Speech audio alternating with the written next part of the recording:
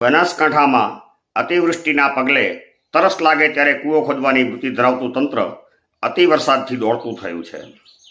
સરહદી વિસ્તાર 5મા દિવસે પણ પાણીમાં છે.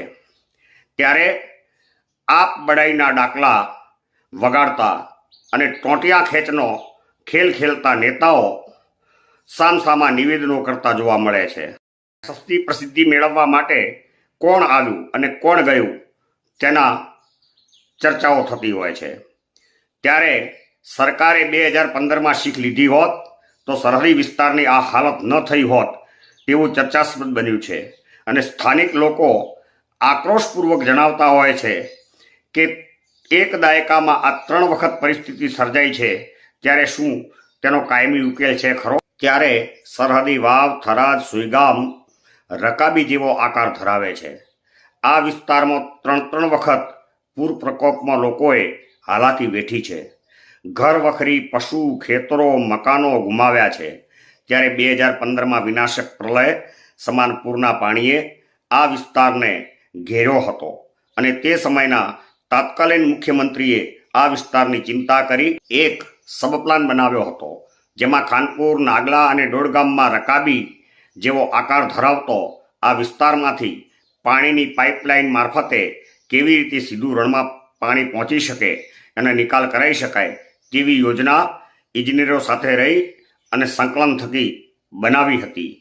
તેવું સૂત્રોનું માનીએ તો ટેકનિકલ મદદથી એક નકશો પણ બનાવાયો હતો, પરંતુ પ્લાન યાંત્રિક અને તાંત્રિક મંજૂરીઓમાં અટવાઈ ગયો હોવાનું જાણવા મળે છે. લોકોએ 2015, 17 અને 2025ના આ એક દાયકામાં સ્વજનો, માલ મિલકત, પશુધન અને ખેતરો ગુમાવ્યા છે.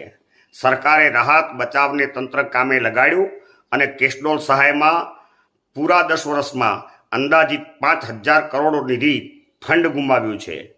ત્યારે વિદેશોમાં પૂરના ખતરા સામે આવી યોજનાઓ કાર્યરત છે. ત્યારે ગુજરાતમાં એન્જિનિયરો, તજજ્ઞો, ટેકનિક વિભાગ અને વિજ્ઞાનના જ્ઞાતાઓ છે. માત્ર કમી છે રાજકીય ઈચ્છાશક્તિની.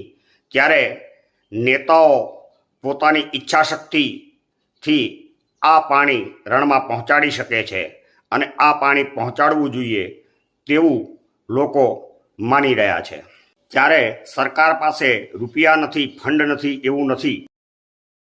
બનાસકાંઠાના ગામે ગામ ગ્રામ પંચાયતોમાં લોકોને પાણી પહોંચાડવા માટે સ્વજલધારા અને વાસ્મો દ્વારા પાણીના ભૂગર્ભ ટાંકા બનેલા છે, જે એક ગામમાં એક ટાંકું લગભગ 5 લાખ ખર્ચી અને બનાવાયું છે, જેથી ગ્રામજનોને પાણી મળી રહે.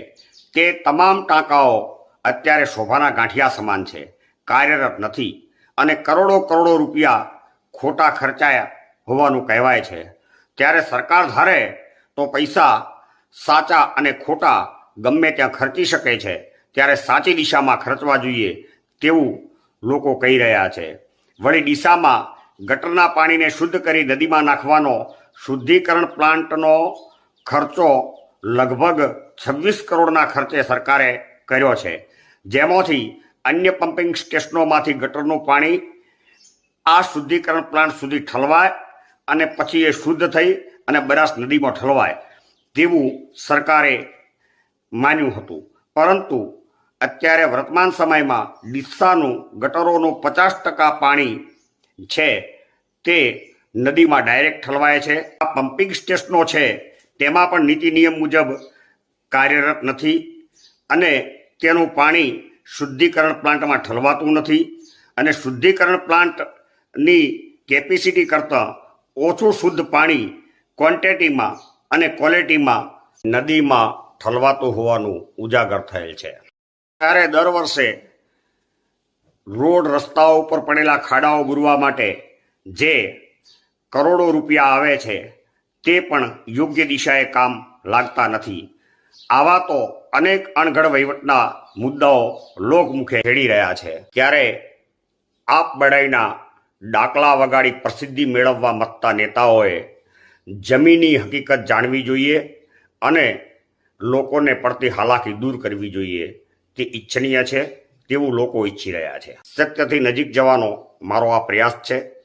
સત્યને ઉજાગર કરવા જોડાવા માંગતા હો તો ચેનલને સબસ્ક્રાઇબ કરો, બેલ આઇકોન દબાવો, જેથી તમામ વિડીયો જોવા મળી રહે. અને ગમ્યા હોય જો વિડીયો તો લાઈક કરો અને શેર કરો. ભારત માતા કી જય.